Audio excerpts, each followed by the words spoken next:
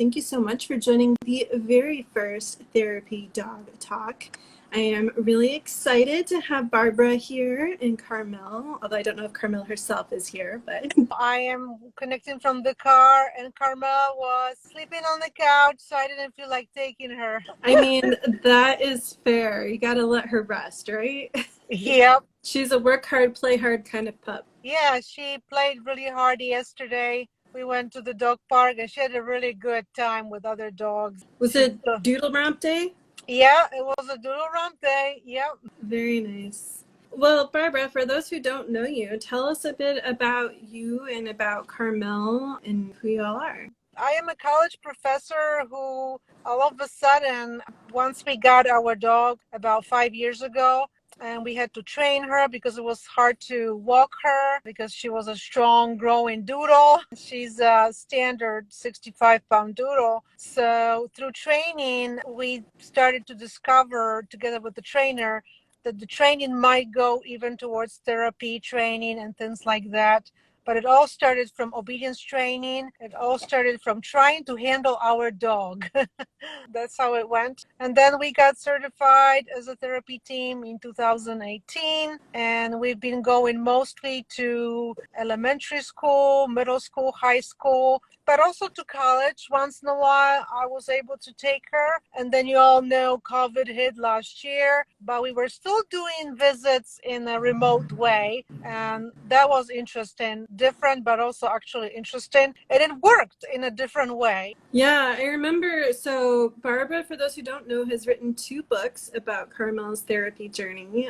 One of them just recently came out, but the first one was From Unruly Dog to Therapy Dog, right? Yeah, and everybody was like, what do you mean Carmel is unruly? I mean, she's a perfect dog. What are you talking about?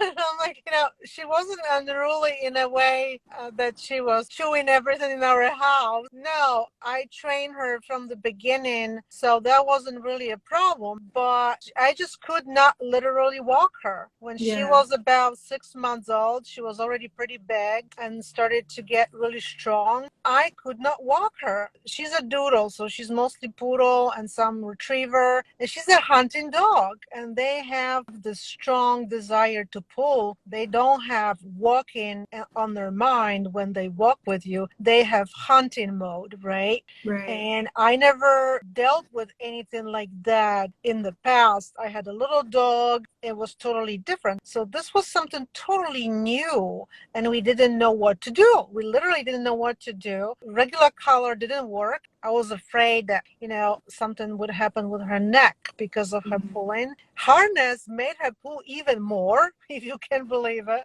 And so it's like, what do you do? And we just started looking for a trainer. That's how it started. That was really very important to get a trainer with this unruly walking that was not possible, really. I mean, you want to walk your dog, right? Yeah. And here I couldn't do it. It was really It's part crazy. of the experience, right? Taking your dog for a walk. Yeah, it was very important. But once we started Gentle Leader with the trainer, it was an instant change. I could not believe it. Yeah. It was amazing. I think it's really interesting how, like you said, when people are like, oh, Carmel unruly, but a lot of people see the finished product or the dog far along the journey. They're never really a finished product, as you know. Exactly. And they don't realize all of the work that you've put into that dog, all the training sessions, all of the hours, all of the moments where you're just like, why? Yeah, that is kind of interesting because there is a lot of training that goes into therapy dog, and only the last sort of phase of training is therapy training, which is geared towards the task. Right. But there is so much more prior to that. The training starts from puppy pretty much almost. And I think we started obedience when she was, I don't know, maybe like 7, 8 months old, something like that. And then Canine Good Citizen. I think there were 2 obedience levels or something like that. And then Canine Good Citizen. And so quite a few trainings, actually. Yeah. How old was she when she passed Canine Good Citizen? So we got certified 2018. So she was 2 years old. She was a year old, maybe a little bit more than a year. But we actually waited. She was still a little bit too hyper. Yeah. And the trainer says, wait a little bit with the therapy test. Just keep doing the training, just the regular training we've already learned, and let her mature a little bit so she's not as hyper. She was just always Mhm. like, oh, I mean, it was just like all over the place. I mean, she was interested in people and everything, but just everything just made her hyper, kind of, oh, what's going on? What noise is that? Where's this coming from? She Yeah. was like that. She was just very excited each time she interacted with people. Like she was really excited to the point of like peeing on the floor. She doesn't do it anymore, which is good. Yeah. But when she didn't see someone she knows for like, a week or something like that, and she saw that person, literally instantly pee on the floor. And Oh, she that's, was so excited.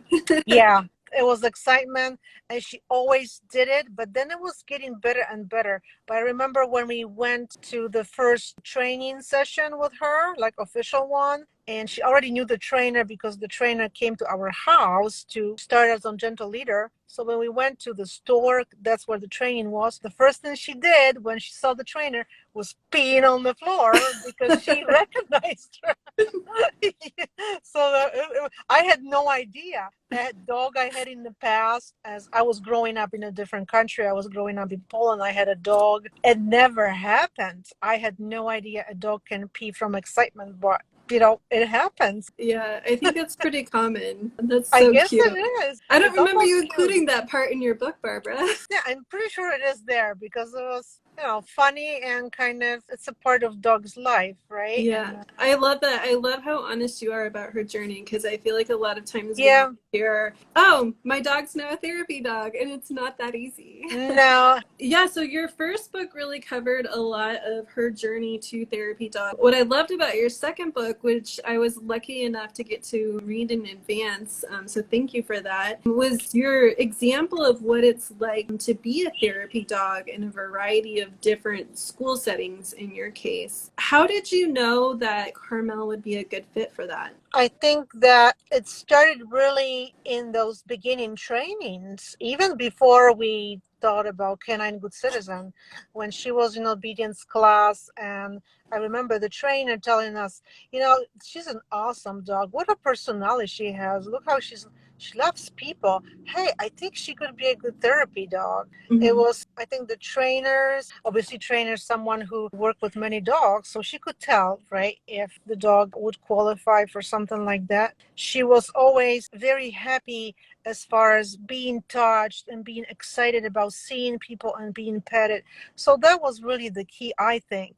And all she needed was get a little bit more mature and some training. That's really all she needed. We didn't have to teach her how to like people. This is something I think has to be natural as far as being okay with being touched, because the dog has to be okay with being touched, petted, and all that. As a doodle, I mean, she goes to grooming, we brush her. So she naturally, I think, was okay with that. But then I know doodles who are groomed and don't like to be touched as much by people. So I don't think it's kind of hard to generalize.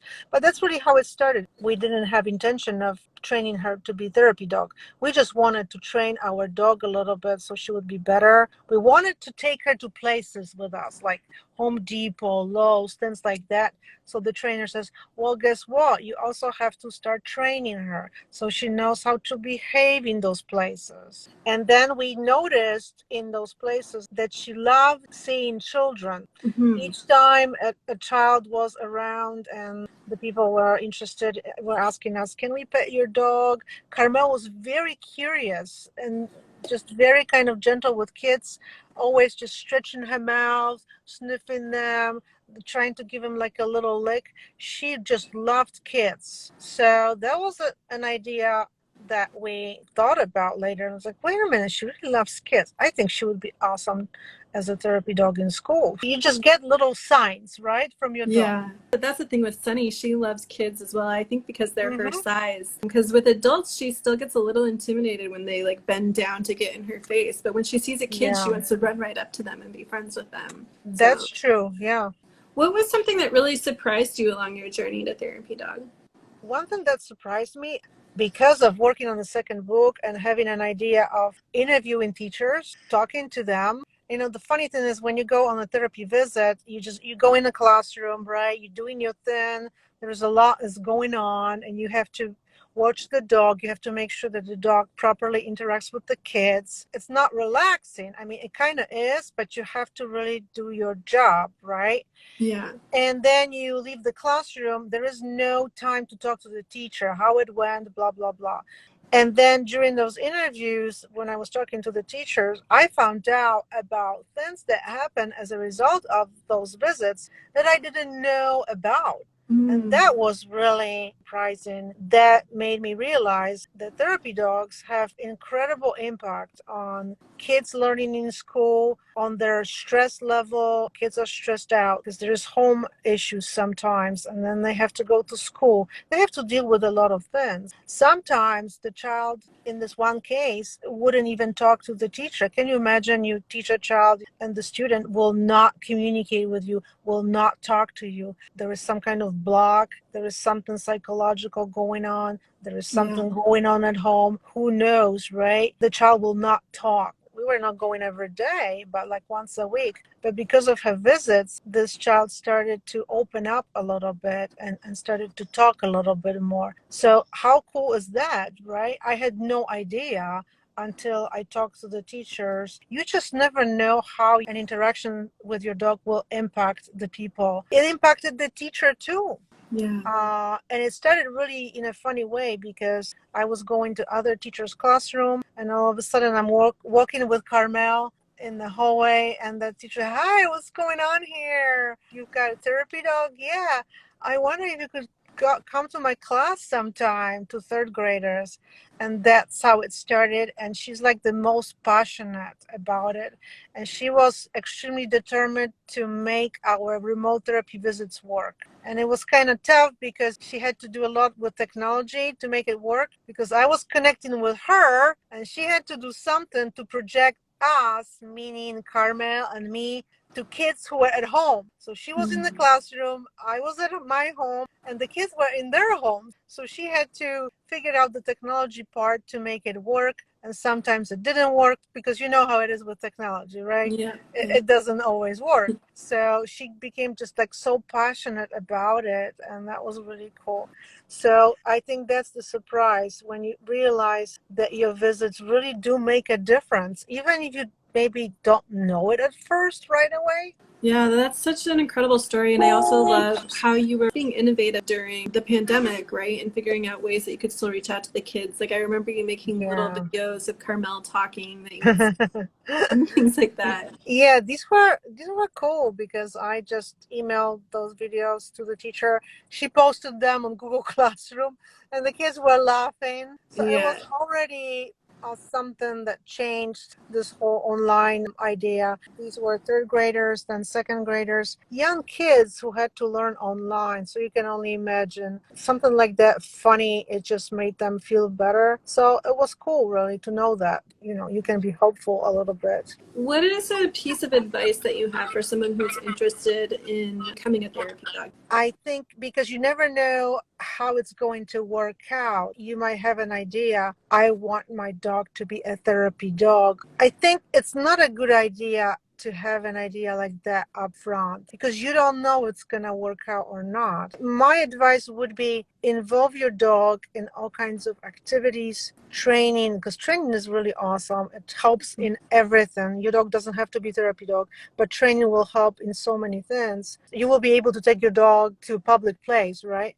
And without training and socializing, probably it's not gonna happen. And then be open and see what your dog is into. Does he or she show some signs that maybe your dog would be good as a therapy dog? Maybe talk to some trainers, and then you get an idea and maybe go for another step. Maybe your dog is more into agility and all these kind of competitive sport. Well, then you will take that path. But it would be something like with the child. I have a daughter, teenager. So when you have a child, you involve them in all kinds of activities, right? And some of these activities, they just start and then they just quit. And that's okay. It's just a part of learning. But you see what happens, and then they might develop an interest and go into that direction more. And that's what I think we should do with our dogs. Because if you hear, I want my dog to be a therapy dog, but what if it doesn't work out? I know Right. doodles that are not interested in people that much. I mean, they are nice dogs, but they're more into going after other dogs, playing. And I go to the park and there is this one doodle. He's not interested in people. I mean, when you Yeah. pet him, he does not give you any attention. He's just after other dogs. He doesn't care about you much, you know what I mean? An interaction with you. So the owner knew that he wouldn't be good at therapy dog, but that's okay. So Right. just be open and see where it's going. That would be probably my advice, right? The worst thing is trying to force your child or your dog into doing something they don't want to do. I completely agree. I tell Sunny all the time she doesn't have to be a therapy dog if she doesn't want to. And she will be, but yeah, I think that's the best attitude. My daughter, she probably taught me that kind of attitude because maybe you can do this, maybe you can do that. But sometimes the interest they just didn't last. Yeah. And you know what happens sometimes? Sometimes there's a break. Oh, mom, I don't want to do it. Okay. And then they miss it and they want to come back to it. So it's just similar thing with the dogs, I think. I know some therapy dogs who, after like 2 years, it was enough for them and they were done. So just because they want to be a therapy dog now doesn't mean they always will be. And it can also be a different phase of life. Maybe like they're having way too much fun in their adolescence and they're not ready to do something like being a therapy dog, but that can come later too. Yeah, I remember that when we went to this final training for therapy dog that was finished with the test, there was a retriever, golden retriever there. He was a year old. And Carmel was 2 years old. And he was already ready to do this and pass the test at 1 year old. Wow. And he was very calm. I couldn't believe it. I don't want to say that he didn't exhibit personality, but it was almost to that point, like just very calm. I think he was perfect for reading, when he just like sits down, quiet, and children would read. Carmel's a little bit different. On our therapy visits, we don't do reading. It's more about Carmel going in the classroom and going to each child, interacting with each child, and then just going back and again, starting over. So it's a little bit different therapy session that we're doing, but that's what worked. And kids love it. In that way, the whole class can interact with her within like half an hour period. So that's pretty cool. So this retriever was ready to be therapy dog at the age of 1 year old. Carmel wasn't. And then there was a lab. At the age of 2, he was kicked out of the therapy class. You guys can't do it. He's too hyper. And they came back when he was 4 years old and he passed the test to be the therapy dog. But when he was 2 and 3, he wasn't ready for it, a lab. That's why these programs are in place to assess you and assess your dog to make sure you're ready, because it's not a good fit for everyone, and that's okay. Yeah, and it can be a good fit just later, right? Right. Like Karma wasn't ready at the age of 1 year old, and we knew she wasn't, and we gave her the time. This maturity factor and peeing from excitement factor. She needed to mature a little bit. Yeah. Well, Varla, I do want to make sure that you have some time to tell us about your book and what inspired you to write it. So what inspired me to write the book is my dog. I just got bored with writing just on Instagram. I was looking for some other ways of writing about my dog, and I was finding out about how it's relatively easy kind of to self-publish. Mm-hmm. So I thought, why not? Heard about some other people self-publishing. I never wanted to self-publish really, but that inspiration, I want to reach more people and inspire them as far as the therapy dogs, how dogs are incredible, what the therapy dogs can do that's amazing. And I was trying to think how I can reach more teachers, parents, people who maybe don't know much about that. And that self-publishing aspect, I think, kind of came out. It's just another way of writing. Well, you were already an academic writer before the books, correct? Yeah, but it's writing for peer-reviewed journals, so it's totally different. But I am not stranger to having to revise, edit piece of writing multiple times because that's what I have to do for writing for a journal or something like that. But this is different. This is more fun. You in the driver's seat. I mean, you don't have anybody review your writing and telling you, oh, this can't be published here. It's not what we're looking for. You are making decisions here. Yes, there is a lot that goes into the process, how you need to do the draft, blah, blah, blah, how you need to find a designer who would put the book together so it looks representable. But you make those decisions, really. And then you are the one who can upload this book and hit the publish button. And here it is. It's there. And that's kind of fun to be able to make this decision on your own. It is scary for some people, but when you break it into certain pieces, like this is what you do to self-publish a little book. You do this, then you do that, and then you do this, and you do this. Anybody can do it. Honestly, that's how it is. It's not that hard. The harder part kind of starts after you publish, trying to sell it, promote it. But it's fun too, because you're starting to learn a lot of other things. So I definitely have a lot of tips about that too, if anybody would like to publish a book. But yeah, it's not that hard. It's just knowing those steps and being able to talk to someone who already self-published. Hey, how you did it. All you have to do is A, B, C, and D. That just like that. It's not that hard. Really. Well, you seem to be someone who loves learning how to do new things. Yeah, I'm in the learning business. If we learn, that's how we stay young and we get our brains going. It's good. And it's good because when you learn new things, then you can talk to others, help others, right? But a funny thing too, once you self-publish and then you learn how to promote your book, you find out that running your own blog is a really good thing. And then there is more to learn about how to make your blog entry visible or discoverable by Google and things like that. So this is the kind of things that I'm learning right now. Yeah. Because I was never doing it, and now you can do your own blog. Then you learn how to publish your blog on several different sites, not just one, and how you make the entry more discoverable, what kind of title is good to write, what's too long, what kind of tags to use, so you have a better chance to show up in Google searches and things like that, because that's how you can promote your book. And the blogging part is pretty much free. So there is a lot of free exposure you can get to promote your book, but you just have to be willing to learn about it. And there is a lot of kind of shady book promotions on Instagram, but there is some other ones that are more reputable, and they will be promoting your books across multiple platforms.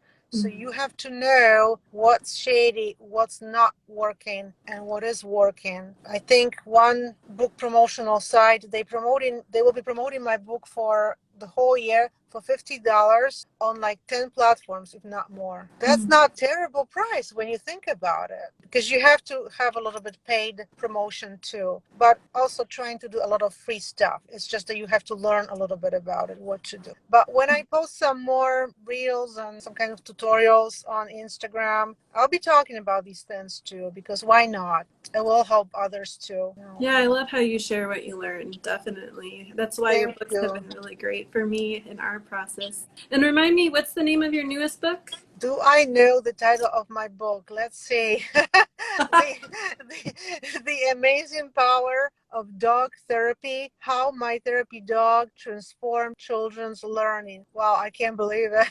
That's a powerful title right there. Everyone can go to Carmel Golden Doodle and find the book there, I'm sure. Yeah, and you can DM me if you have any questions about therapy dogs, of my books, what I'm doing. You are very welcome to DM me and we can have a conversation. Well, thank you so much, Barbara. Thank you for You're joining. welcome. Thank you so much, everyone. Thanks for joining, everyone. Bye. Bye-bye. Thank you.